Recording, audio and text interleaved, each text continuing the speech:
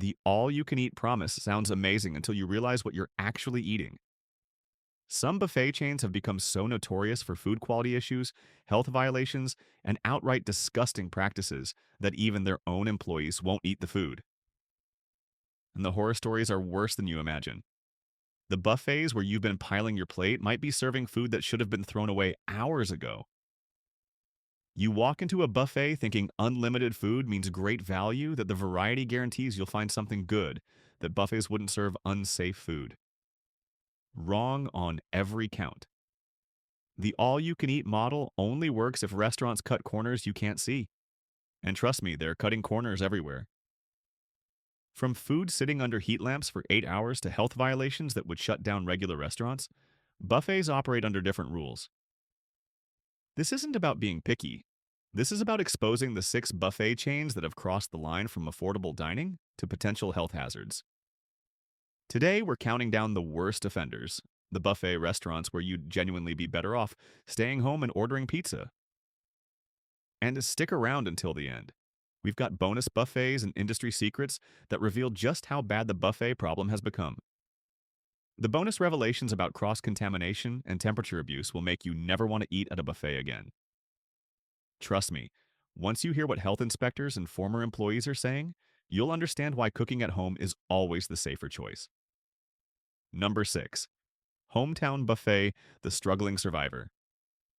Let's start with Hometown Buffet, a chain that's been dying slowly for years. The locations still open are depressing.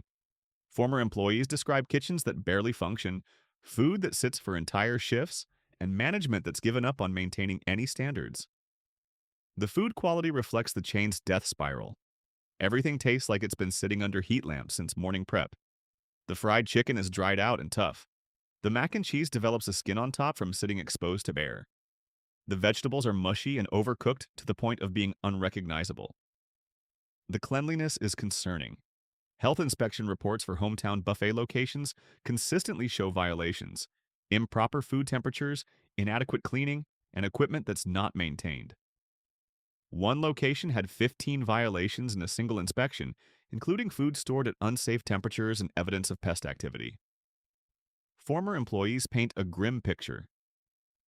Working at Hometown Buffet was depressing. We were so understaffed that food would sit out for hours without being checked or refreshed. The heat lamps barely worked, so food would sit at dangerous temperatures. Management didn't care as long as the food looked full. The customer experience matches the behind-the-scenes reality. The dining rooms are often half empty, with sad groups of seniors who remember when the chain was decent. The atmosphere is depressing, like eating in a restaurant that's already closed but hasn't turned off the lights yet. The value proposition is terrible too. Hometown Buffet charges $12 to $15 per person for food that's barely edible. You're paying for quantity, not quality, and even the quantity is disappointing because the selection is so limited. You'd get better food and value from frozen dinners at home. Number 5. Sizzler, the salad bar disaster. Sizzler tries to position itself as a step above typical buffets, with their focus on the salad bar and grilled options. The reality is far less appealing. Former workers describe salad bars that don't get properly cleaned, vegetables that sit out too long, and cross-contamination issues that create health risks. The salad bar is where most problems occur. Vegetables sit exposed to air and customer contamination for hours. The sneeze guards don't actually protect food from airborne particles. Children stick their hands directly into food.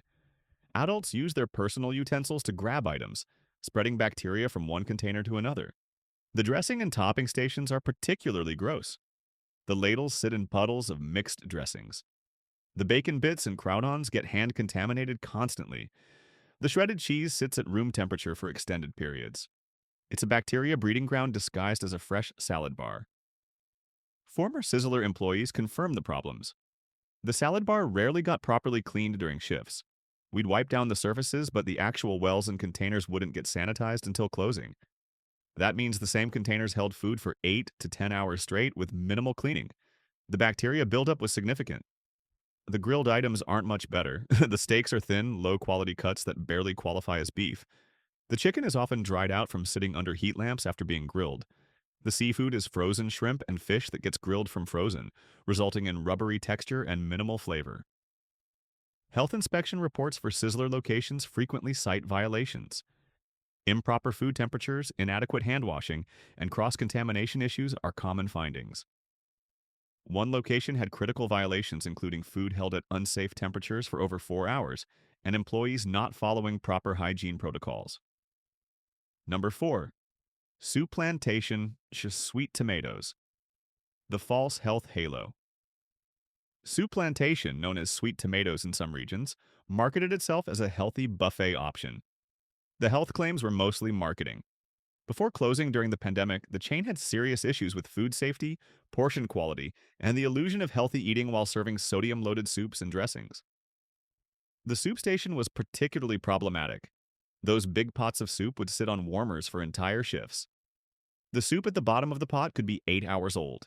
By dinner time, well past safe holding times. The repeated reheating and extended exposure to warm temperatures created perfect conditions for bacterial growth. The bread was the only consistently decent item, but even that came with issues. The muffins were made from mixes, not from scratch. The focaccia bread was pre-baked and just finished on site. The fresh-baked claims were misleading at best. Former employees described cleanliness issues. The soup wells rarely got properly cleaned during service. We'd refill them without sanitizing the wells first, which meant bacteria from old batches contaminated new batches. The salad bar had the same problems. Items would run low, we'd top them off without refreshing the containers. The pasta bar was another health concern. Pasta would sit in warm water for hours, getting mushy and absorbing bacteria from the water. The sauces sat at temperatures that were too low to be safe, but too high to prevent bacterial growth. You were eating pasta that had been sitting in the danger zone for who knows how long. The healthy positioning was also deceptive. The soups were loaded with sodium, often 800 milliliters to 1,200 milliliters per serving. The salad dressings were full of sugar and fat. The muffins had as many calories as cupcakes. You thought you were eating healthy, but you were consuming as much sodium, sugar, and calories as you would at a regular buffet. Number 3, Ryan's Grill, Buffet, and Bakery, the budget disaster. Ryan's represents everything wrong with budget buffets. The quality is rock bottom, the cleanliness is questionable, and the food sits out for dangerous amounts of time. Former employees describe conditions that border on health violations. The fried food is where Ryan's really fails. Everything tastes like it was fried in oil that hasn't been changed in days. The chicken is greasy and overcooked. The fish has a burnt, rancid taste from oil that's broken down. The French fries are limp and soggy from sitting too long. The meat carving station seems like a premium feature until you realize that roast has been sitting under a heat lamp since lunch. By dinner time, the exterior is dried out and crusty. The interior might still be decent, but you're mostly getting the dried out edges that have been exposed to air and heat for hours. Former Ryan's workers have been vocal about problems. The food would sit out for entire shifts. We were supposed to refresh items every 2 hours, but during slow periods, nothing got refreshed because wasting food hurt our numbers. I saw mac and cheese sit for 6 hours before finally being replaced. The dessert section is particularly sketchy. The soft-serve ice cream machines rarely get properly cleaned, leading to bacterial buildup. The puddings and jello sit at room temperature for extended periods. The cakes and pies are made from mixes using the cheapest ingredients available. Health inspection reports for Ryan's locations are consistently concerning. Food temperature. Violations, inadequate cleaning, pest problems, and employee hygiene issues appear repeatedly. Multiple locations have been temporarily shut down after failing inspections, only to reopen after making minimal changes. Number 2. Old Country Buffet, the expired everything. Old Country Buffet has one of the worst reputations in the buffet industry. Former employees expose systematic issues with serving expired food, ignoring temperature guidelines, and maintaining filthy conditions behind the scenes. The biggest problem is food age. Items that should be thrown away after 4 hours routinely stay out for 8 hours or more. The fried chicken from lunch gets served through dinner. The breakfast items from morning shift sit until they're finally gone, regardless of how long that takes. The reheating practices are concerning too. When food starts looking too dried out, employees are told to add water or broth and reheat it rather than making fresh batches. That pot roast that looks moist It's been rehydrated multiple times throughout the day to maintain appearance while the actual quality has degraded significantly. Former Old Country buffet workers describe disturbing practices. We'd take food that was clearly past its prime and refresh it by adding liquid and reheating. The turkey would get bone dry, so we'd pour turkey broth over it and put it back out. The vegetables would get mushy, but we'd still serve them because throwing away food got us in trouble. The cleanliness behind the scenes is appalling. The kitchen equipment rarely gets deep cleaned. The walk-in coolers have buildup and residue that hasn't been properly cleaned in months. The floor drains back up regularly. The prep areas have cross-contamination issues where raw meat juice gets on vegetables and ready-to-eat foods. Health inspection reports are consistently bad. Old Country buffet locations across the country have documented violations including food held at unsafe temperatures, evidence of pest activity, employees not washing hands, and equipment that's not properly maintained. The violations aren't occasional, they're systematic and repeated. The food quality matches the operational failures. Everything tastes like institutional cafeteria food at its worst. The beef is tough and flavorless. The chicken is dry and rubbery. The vegetables are overcooked and mushy. Nothing tastes fresh because nothing is fresh. It's all been sitting for hours under inadequate heat sources. Number 1. Golden Corral, the worst of the worst.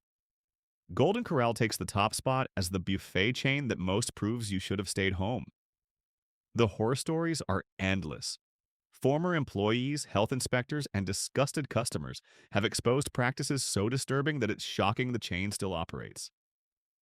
The dumpster meat scandal is the most famous incident. Multiple locations were caught storing raw meat next to dumpsters in outdoor areas, sometimes for hours before bringing it inside to cook and serve. The meat sat at unsafe temperatures and unsanitary conditions, but customers ate it anyway because they had no idea what happened before it reached the buffet line. The chocolate wonderfall is a health inspector's nightmare.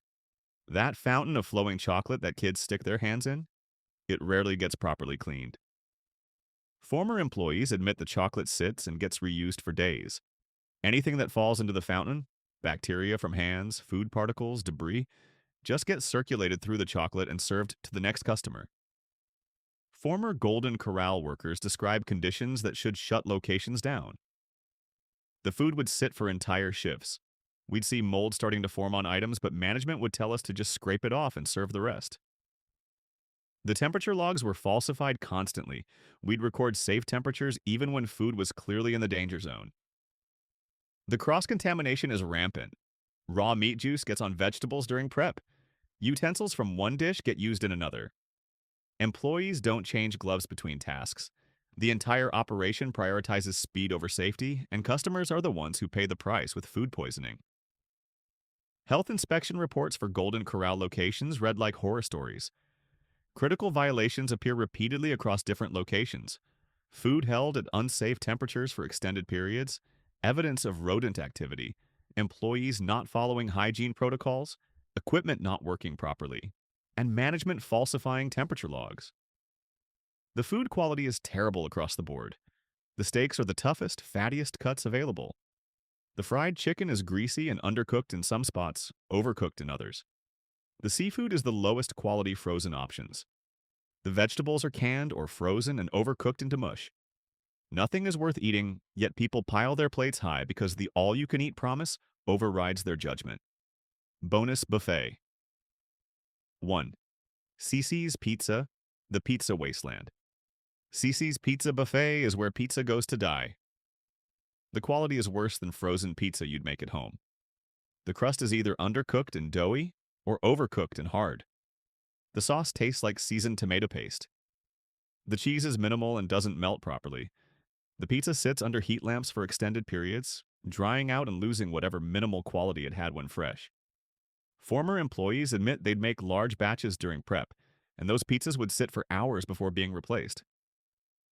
The pasta bar is even worse, overcooked noodles swimming in watery sauce that tastes like it came from a jar mixed with water. The salad bar is minimal and sad. Wilted lettuce, limited toppings, and dressings that taste generic and cheap. The dessert pizza, brownies, and cinnamon rolls on pizza crust sounds creative but tastes like someone dumped cake mix on cardboard and called it dessert. One former worker admitted, "We'd make Pizzas at the start of the shift, and they'd sit until someone ate them or we closed. The quality didn't matter, only keeping the buffet full mattered. Bonus Buffet 2, Ponderosa Bonanza Steakhouse. The budget meat problem.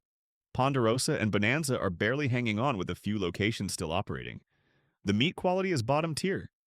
The buffet items sit for hours, and the overall experience is depressing, like eating in a restaurant that's already gone out of business.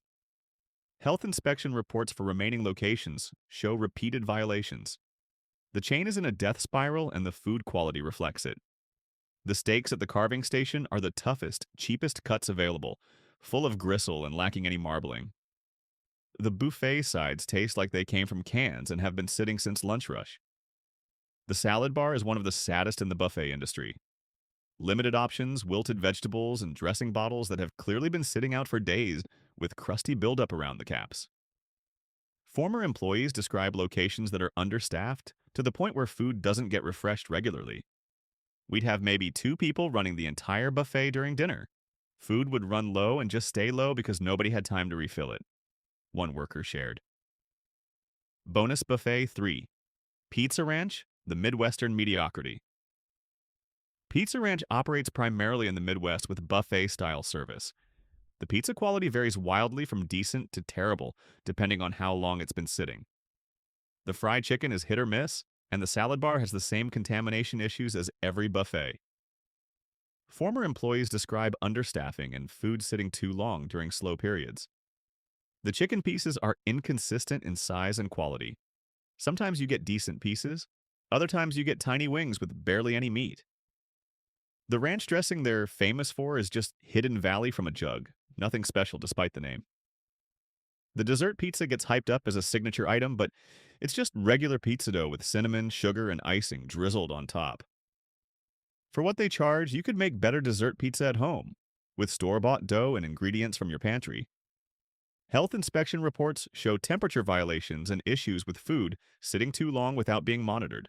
Bonus Buffet 4, Hibachi Grill and Supreme Buffet, the everything problem. These Asian buffet chains try to offer everything: Chinese, Japanese, American, seafood, desserts. Nothing is done well. The quality is universally poor because trying to offer 200 plus items means everything is made in bulk, sits too long, and gets minimal attention. Health inspection violations are common, particularly regarding seafood handling and temperature control on raw items used for hibachi. The sushi sitting out at room temperature is a food poisoning lawsuit waiting to happen. The crab legs are the smallest, lowest quality options available and often sit in warming trays, getting rubbery. The hibachi grill section seems interactive and fun, but employees are undertrained on proper cooking temperatures. Cross-contamination happens constantly as raw meat touches vegetables, and the grill surfaces don't get cleaned between items. Former workers admit the variety was impressive until you realized nothing tasted good. The General Tso's chicken was rubbery, the lo mein was greasy, and the sushi was questionable at best. We'd watch food sit for hours. Bonus Buffet 5, Hometown Buffet's sister chains, all equally bad. Old Country Buffet, Hometown Buffet, and Ryan's are all owned by the same parent company. They share the same problems across all brands: poor food quality, health violations, and systematic corner cutting that prioritizes profit over safety. The parent company's bankruptcy and restructuring attempts have made things worse, not better. Budget cuts mean even less staff, older equipment, and lower quality ingredients across all 3 chains. Former employees who worked at multiple sister locations confirm the problems are identical regardless of which brand name is on the building. The equipment across all 3 brands is aging and poorly maintained. Coolers struggle to maintain temperature. Heat lamps barely function. Sneeze guards are cracked or missing.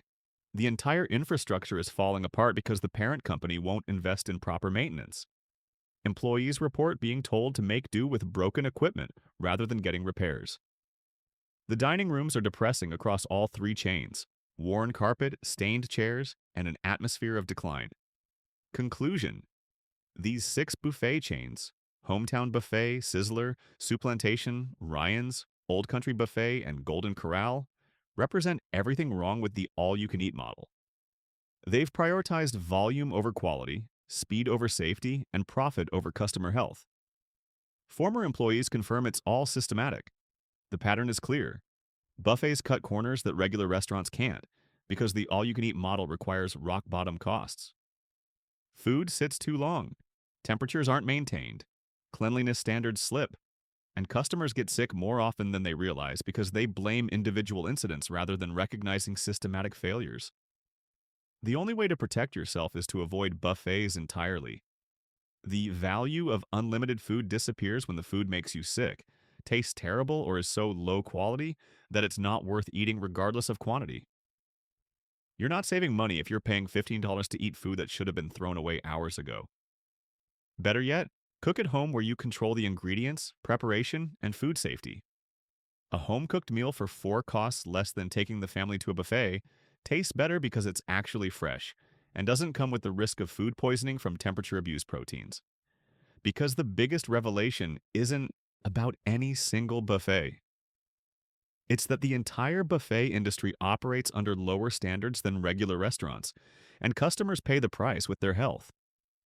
When health inspectors and former employees all tell the same horror stories across different chains, it's not coincidence. It's the business model. If you made it this far, including all the bonus buffets, you understand why buffets are dying and why that's a good thing. The all-you-can-eat promise wasn't worth the health risks, the low quality, and the systematic corner cutting that defined the industry. Now, do me a favor, smash that like button. Subscribe to the Hidden Menu and tell us in the comments. Have you gotten sick from a buffet? What was your worst buffet experience? At the Hidden Menu, we believe in food safety, quality over quantity, and knowing when unlimited isn't actually a good deal. Stop risking your health at buffet restaurants. And remember, the truth is not always on the menu.